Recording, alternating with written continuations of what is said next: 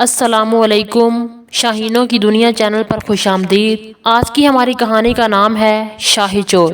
کہانی شروع کرنے سے پہلے آپ سے گزارش ہے کہ چینل شاہینوں کی دنیا کو سبسکرائب کر لیں اور ساتھ ہی بیل آئیکن کو دبا دیں تاکہ آنے والی ویڈیوز کا نوٹیفیکیشن آپ کو بر وقت ملتا رہے۔ شکریہ۔ کہانی شروع کرتے ہیں۔ سلطان محمود غزنوی کے زمانے میں شہر میں چوریاں زیادہ ہونے لگیں تو چوروں کو پکڑنے کے لیے شاہ نے یہ تدبیر کی کہ شاہی لباس اتار کر چوروں کا سا پھٹا پرانا لباس پہن لیا اور شہر میں گشت کرنے لگے۔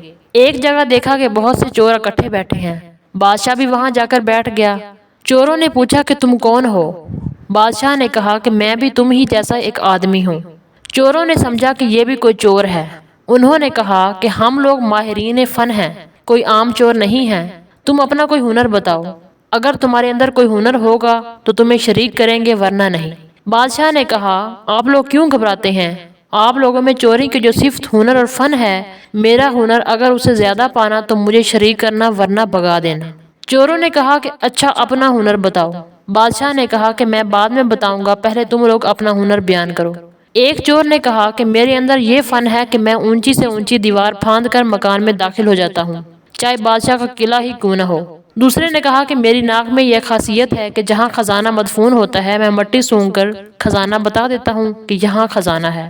تیسرے چور نے کہا کہ میرے بازو میں ایسی طاقت ہے کہ چاہے کتنی ہی موٹی دیوار ہو میں گھر میں گھسنے کے لیے اس میں سوراخ کر دیتا ہوں۔ چوتھے نے کہا کہ میں ماہر حساب ہوں، کتنا ہی بڑا خزانہ ہو چند سیکنڈ میں حساب لگا کر تقسیم کر دیتا ہوں۔ پانچویں نے کہا کہ میرے کانوں میں ایسی خاصیت ہے کہ میں کتے کی آواز سن کر بتا دیتا ہوں کہ کتا کیا کہہ رہا ہے۔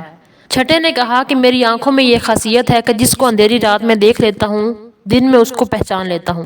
اب سب چوروں نے بادشاہ سے پوچھا کہ اے چور بھائی، تمہارے اندر کیا خاص بات ہے؟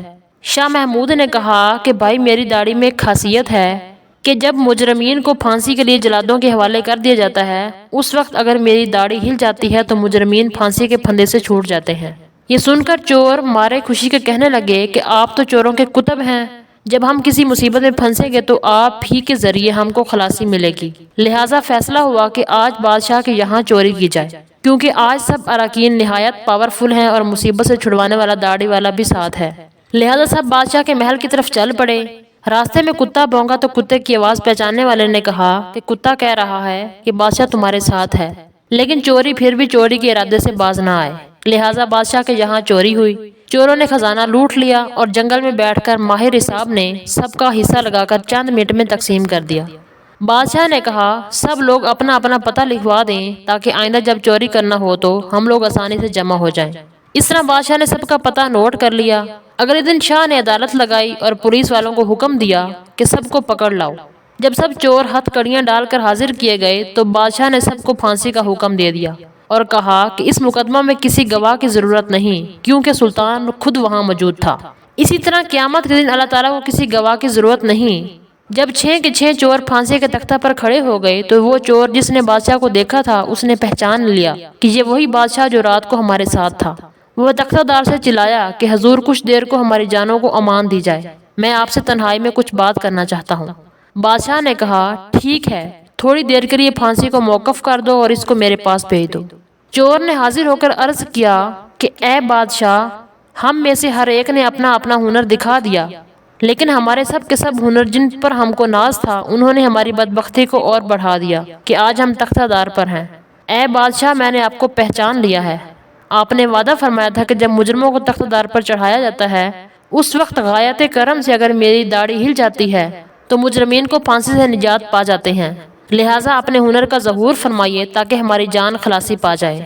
مولانا رومی فرماتے ہیں کہ سلطان محمود نے کہا تمہارے کمالات ہنر نے تو تمہاری گردنوں کو مبتلا قہر کر دیا تھا، لیکن یہ شخص جو سلطان کا عارف تھا اس کی چشم سلطان شناس کے صدقہ میں تم سب کو رہا کرتا ہوں۔ اس قصہ کو بیان فرما کر مولانا رومی فرماتے ہیں کہ دنیا میں ہر شخص اپنے ہنر پر ناز کر رہا ہے۔ بڑے بڑے اہل ہنر اپنی بدمستیوں میں مست اور خدا سے غافل ہیں، لیکن قیامت کے دن ان کے یہ ہنر کچھ کام نہ آئیں گے اور ان کو مبتلا قہر و عذاب کر دیں گے۔ لیکن اگر لوگوں نے اس دنیا کے اندھیرے میں اللہ کو پہچان لیا، نگاہ معرفت پیدا کر لی، قیامت کے دن یہ خود بھی نجات پائیں گے اور ان کی سفارش گناہگار کے حق میں قبول کی جائے گی۔